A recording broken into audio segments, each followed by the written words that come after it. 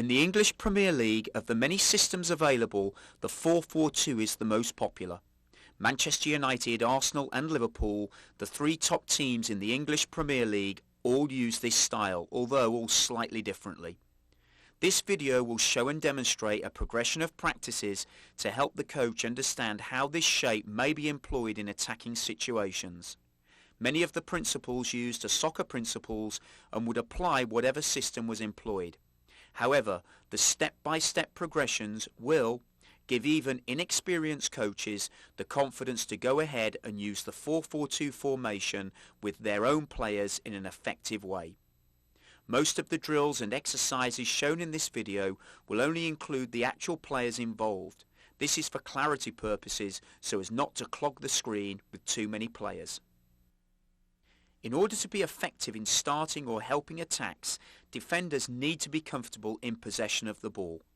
Defending is still their priority, and they must always know where their man is so that on a change of possession they are not caught out of position. However, simply standing next to an opponent when your team is attacking is not good enough.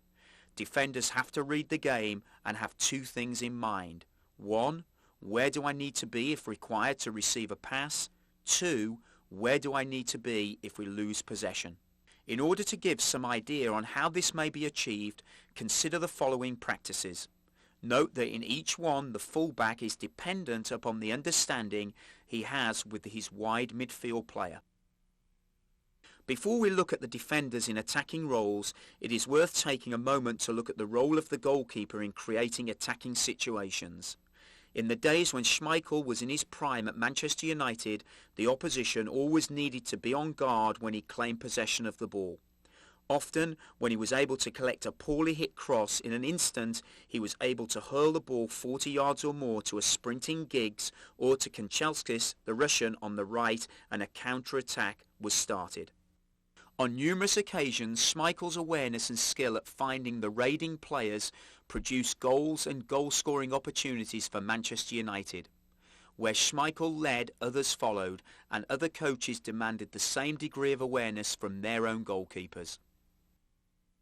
Here we can see how when the goalkeeper collects a poorly hit cross, he can in a matter of seconds start a quick counter-attack on the opposite flank.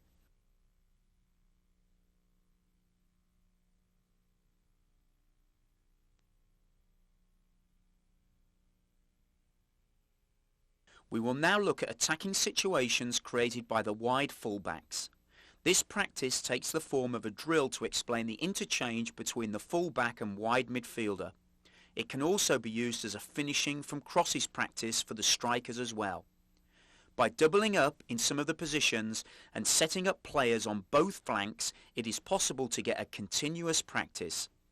Conditions can also be put on the fullbacks to deliver certain types of crosses, and also to players in the box to fill certain areas, for example, near and far post areas. Here we see how the fullback initially plays the ball inside and then makes an overlapping run to receive the return pass and follows this with a cross into the penalty area. This variation has the wide midfielder coming back to show for the ball from X5, leaving room for the overlapping fullback to receive the ball. This creates a dilemma for the defender marking the midfielder. Does he stay with the midfielder or leave him unmarked as he follows the overlapping run of the fullback? All of these combinations can initially be practiced unopposed and from both flanks.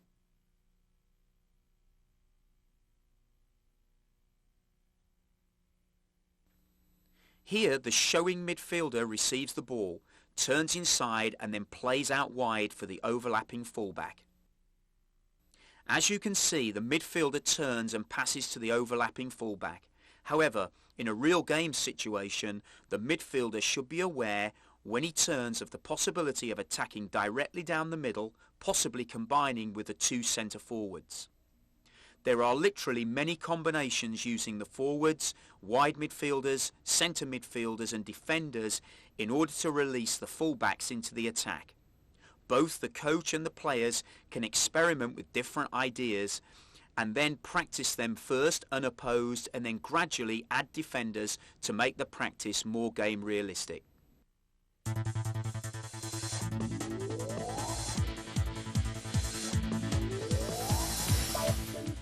Remember, the goalkeeper can start the attacks. Have the fullbacks deliver different types of crosses. Experiment with different combinations. The scope in attacking plays and ideas from the midfielders depend very much on the individual ability of the players at the coach's disposal. For example, Liverpool do not possess a player like Manchester United's Ryan Giggs, who is an excellent dribbler. The asset of a player like Giggs can play a major part in how a team attacks. However, what is possible is to encourage movement, either individually or collectively, in order to cause maximum disruption to the opposition. We have already looked at how the fullback and wide midfielder might combine. In the following roles and diagrams are some ideas of other combinations involving the wide players followed by the central midfield duo. Let's look at how a wide midfielder can help the attack by creating room for a forward to exploit. In this situation where the wide fullback has the ball, the wide midfielder has a decision to make. If he stays where he is, then he would receive the ball with 0-3 marking tight and 0-11 ready to chase back. If he runs inside, he leaves space A available for the forward X9 to exploit with a well-timed run.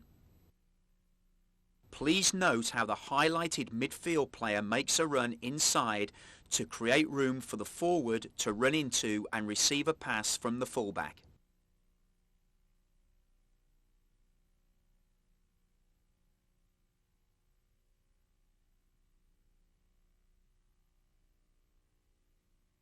This next example is one that Arsenal's wide midfield players are excellent at. Pires, Lundberg and Wiltord all recognise the situation as it is developing and time their movement to perfection.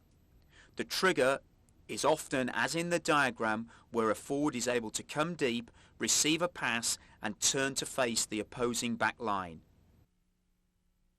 Note the highlighted midfield player on the left of the screen starts making his crossfield run before the forward receives the ball. Let's look at this again.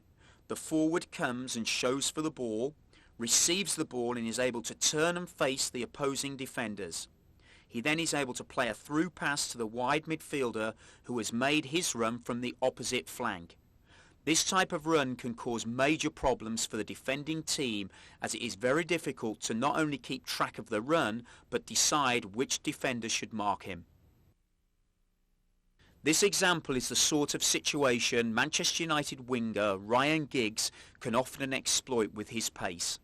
The forward X9 creates the space by moving toward the player in possession of the ball, X8. X8 then plays the ball into X10, who plays it one touch into the space A just created by the movement of X9. The wide midfielder times his run to arrive in space A at the same time as the ball. Note that the forward who is highlighted is the one that creates the space by moving toward the player with the ball. It is also worth noting that the pass into the forward and his one-touch pass into the space can be achieved even if he is marked tightly. Note that the forward who is highlighted is the one that creates the space by moving toward the player with the ball. These are just a few ideas involving the wide midfielder in attacking situations. By sowing the seeds of one or two basic interchanges, the coach can often stimulate ideas amongst the players and the coaching staff. By observing his own players, the coach can assess their individual strengths and how they can be best used to maximum effect. From a coaching point of view, playing small-sided games in a 3-3-2 formation is a good teaching format. Keep it simple and focus on just a couple of combinations initially rather than give them too much too early.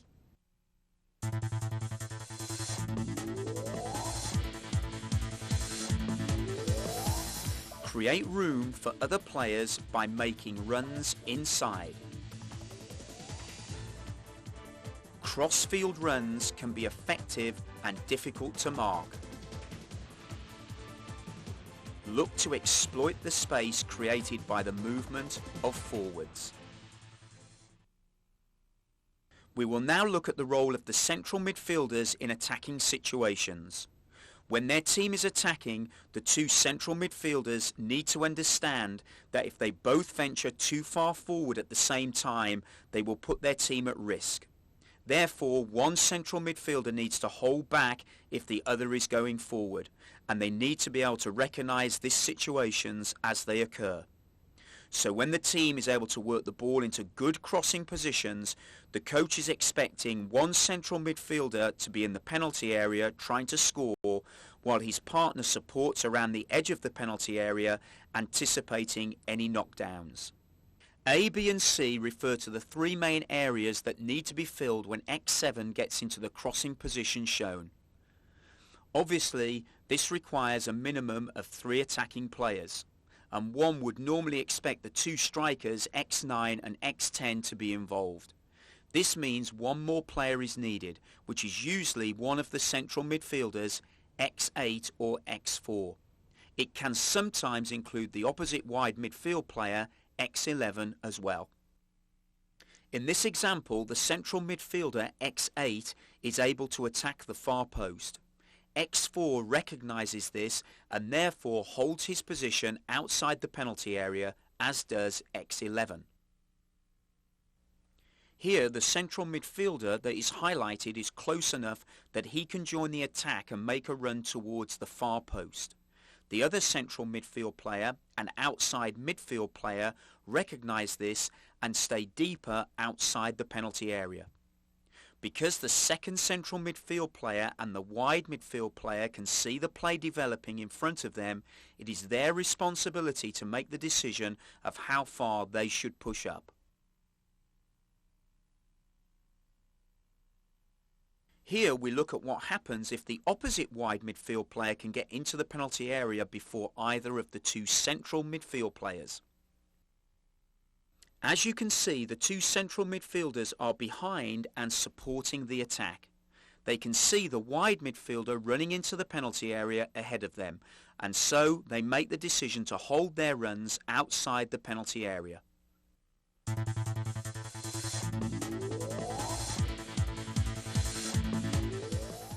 The two central midfield players should work together as a unit and need to recognise each other's runs. The midfielder that is furthest back is responsible for making the decision on whether to run into the penalty area or hold his run. In the modern game, most midfielders have excellent running power. This gives the opportunity for midfielders to exploit the space created by the movement of the strikers. Especially in games where the midfield area is congested, strong powerful runs behind the opposition back line are to be encouraged. In this example, X2 has possession. The forward X9 has drawn 06 short and X10 has pulled away to try to move 05. Providing X2 can now deliver a quality pass, X8 needs to think about a hard run to attack space A, which is being created by the movement of the two forwards. As you can see, the two highlighted forwards create the space for the midfielders to run into. The forward on the left of the screen shows towards the ball, and the forward on the right of the screen moves away from the ball. Obviously, if the defenders choose not to follow their forwards and press the ball, this leaves the forwards unmarked and available to receive a pass. Having suggested some ideas of forward runs from central midfielders, a small-sided game from penalty area to penalty area is a good next step. This time organise the teams into a 2-4-2 formation. Besides being a good practice for central midfield players, this game with this shape also provides good practice for the two strikers and central defenders. The focus of this small-sided game are the two central midfielders developing an understanding of working together and how to recognise their opportunities to make attacking runs. As was mentioned earlier, the coach must make the centre midfielders realise that they cannot both run forward and leave the midfield empty. However, they must avoid playing flat side by side. In this way they are easily marked by their opponents. Ideally, one central midfield player plays ahead of the other, and where necessary they need to change places.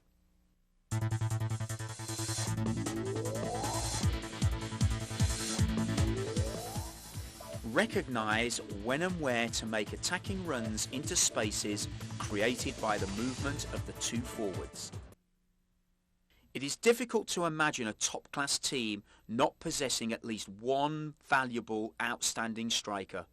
Liverpool have Owen from England, Manchester United have Van Nistelrooy from Holland, Arsenal have Henry from France, and of course Brazil have Ronaldo. The following practices illustrate some simple work that a coach can do to help improve his front players both individually and when combining together. One of the first things to have a striker appreciate is that standing still and receiving the ball is an option, but not always the best option. A forward really needs to know how he can make life as difficult as possible for the defender marking him. In the following practices, we will look at how a forward can create space for himself. These are simple practices where the forward is marked by one defender. In the first example, the forward moves to his right and then quickly to his left to receive the ball into the space. And go. Do it. Back again. Okay, just one more time. Try and play the ball on the outside of him. Don't play it into his feet. Use the space. Play to space rather than to his feet. Okay? Get ready. And go. That's better. Okay. And he's there. Okay. As you can see, this simple practice allows the coach to work one-on-one with the strikers and focus on their individual techniques.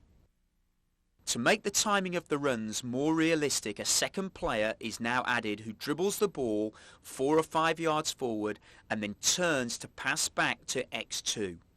As this is happening, the forward gets ready to do his work, making his first run in one direction and then quickly moving in the opposite direction to receive the pass.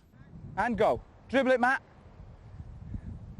Movement now, Neil, movement. Yeah, and check. Good. Good. Better. Yes, well done. Okay, that's better. Many different combinations can be practiced using this exercise. The forward can come short to receive the ball long, go long to receive the ball short, go left to receive the ball right, and so on. Here the coach can really work with the striker one-on-one and develop good techniques for creating space for himself and receiving the ball in good positions. The practice can now be developed as shown with more players and using a larger area. By having more strikers ready, the practice can be flowing and repeated on each flank.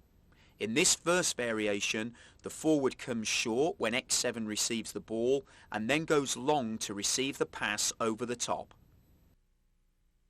Here we see the forward moving toward the player in possession, which creates space behind him. He then spins and moves into the space to receive the pass.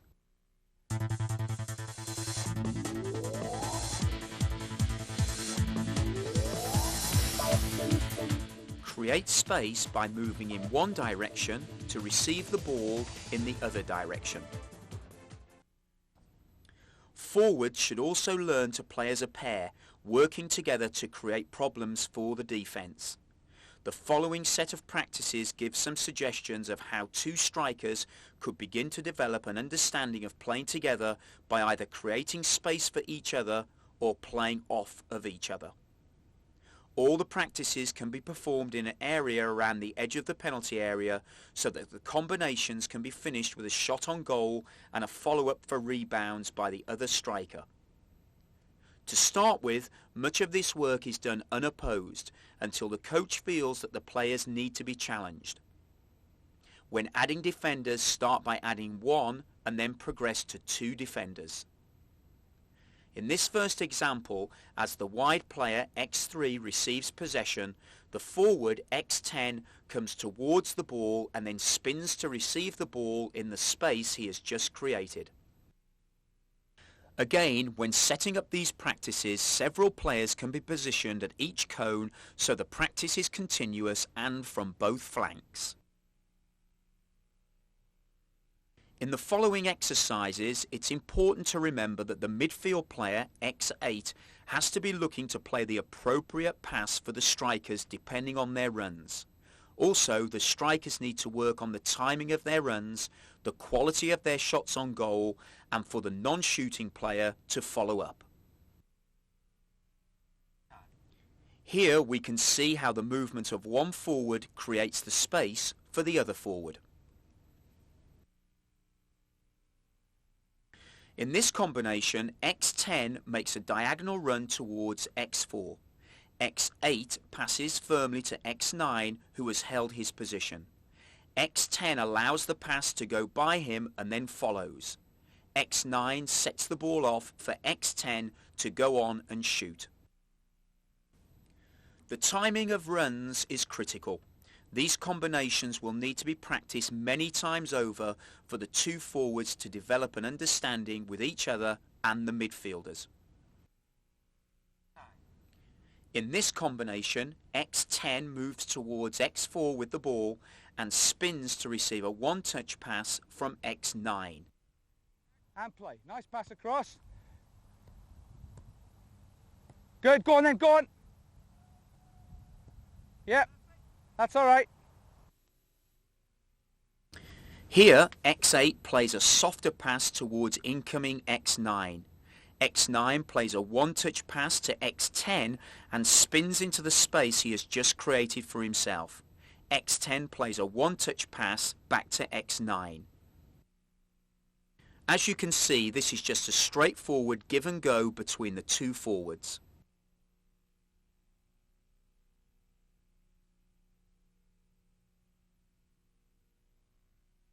All of these practices take the form of drills and can be first done unopposed and then with defenders marking the two forwards. The real test of whether the forwards are developing an understanding of their role is when the coach allows the two forwards to play without any conditions. It is not unusual that given this freedom, the two strikers both stand still or both move in the same direction, causing confusion. Only repeated practices will allow the strikers to develop a good understanding.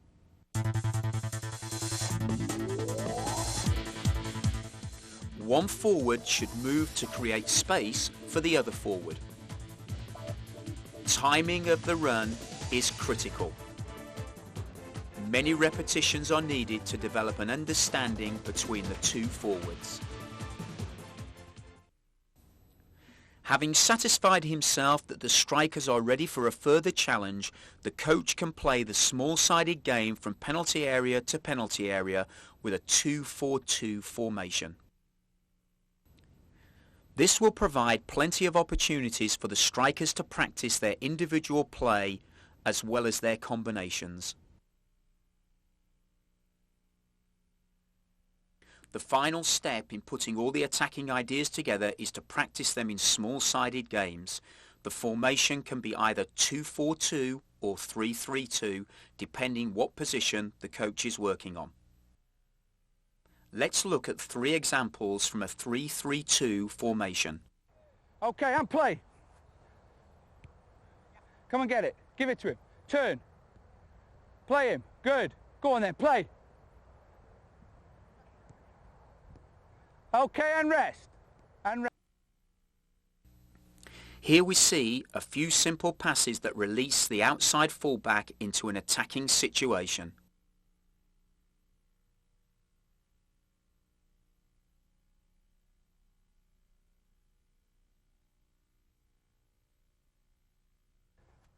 Good. Play it across. Get away now, Mike. Play it across. Where's your movement, Neil? Good. Okay, yes. Well done, Neil. You got him in. Okay, and rest. Back again. This clip shows a good example of a forward creating space for himself by moving first in one direction and then having a quick change of direction to lose the defender and receive the ball in space.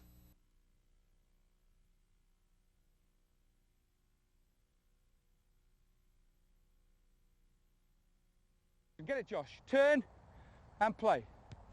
Take it forward, head up, head up. Yes, Matt. Come on, Matt. Spin. Good. Oh, well done. Excellent. Can you get a finish? And rest. Here we see the two forwards combining together to create a goal-scoring opportunity.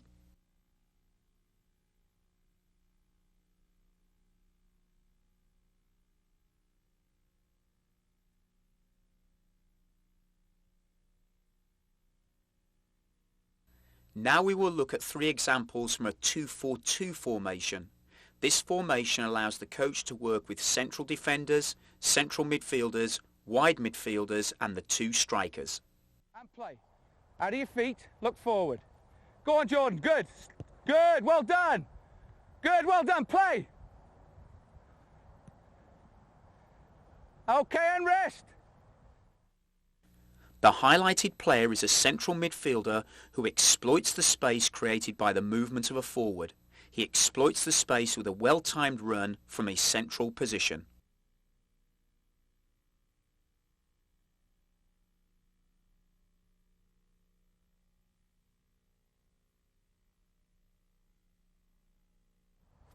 And play. Yes, Michael, pull an angle. Relax, Brian, relax. Yes, now go. Go on, play. Good. Yes, well done, Brian. Good. Okay, and rest. Here we see a great example of an opposite side midfield player who is highlighted making a cross-field run and exploiting the space created by the forward coming towards the ball.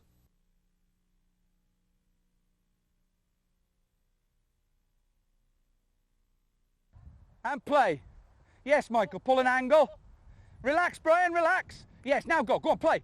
Good. Yes, well done, Brian. Good. Okay, and rest. Here we see another example of good understanding between the two forwards.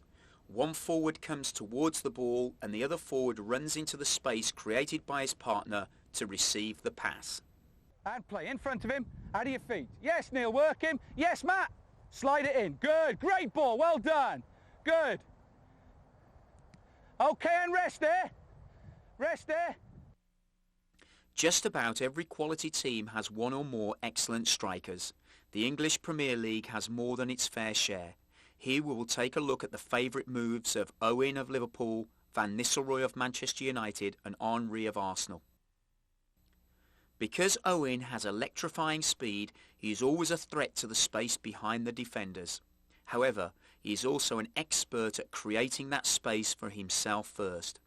His first movement is to move toward the ball, bringing his marker with him. Because of his speed, Owen now is able to spin inside and sprint past his marker to receive the ball on the outside. Here we look at a demonstration of Owen's favourite move. It is important to note that the player making the pass understands where Owen would like the ball to be played. This type of understanding can be developed using the practices shown earlier. Here we look at Van Nistelrooy of Manchester United. The Dutch striker is a master at fooling defenders. He sometimes waits in an offside position behind defenders who tend to lose track of him and then with perfect timing puts himself into an onside position just before the pass is played. The players in possession realise that Van Nistelrooy is in an offside position and watch him as he moves along the defensive line. Then as the pass is about to be played, Van Nistelrooy quickly comes back into an onside position. The defenders often lose track of Van Nistelrooy as they assume that he is in an offside position. Here we can see better from a side view. Look how he steps back into an onside position right before the pass is played. We will now take a look at Henry of Arsenal. The French striker is at his most threatening when he exploits space on the flanks. Henry watches carefully when the opposition have possession. The moment one of their fullbacks ventures forward, he looks to fill the space vacated by that fullback. On a change of possession, his teammates know where they can find him. If they can do it with one quick pass, they will. The player highlighted represents Henry. As you can see, he starts in the centre of the field. However, as soon as the fullback ventures up the field with the ball, Henry moves over into that space. As you can see, as soon as his team win possession, they are quick to find an unmarked Henry with a quick pass. There are times when Henry doesn't receive an early pass once his teammates have won possession. In these situations, Henry is patient enough to wait for the chance to receive a pass into a gap between two defenders. Once clear, Henry is difficult to catch with his electrifying pace. As earlier, Henry starts in the middle of the field, but this time doesn't receive an early pass when his teammates win possession. Henry then moves across the field and receives a pass in between the defenders.